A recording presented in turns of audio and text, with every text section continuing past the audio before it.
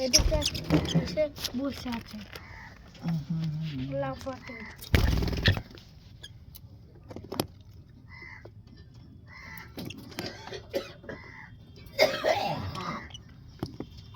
Lakshmi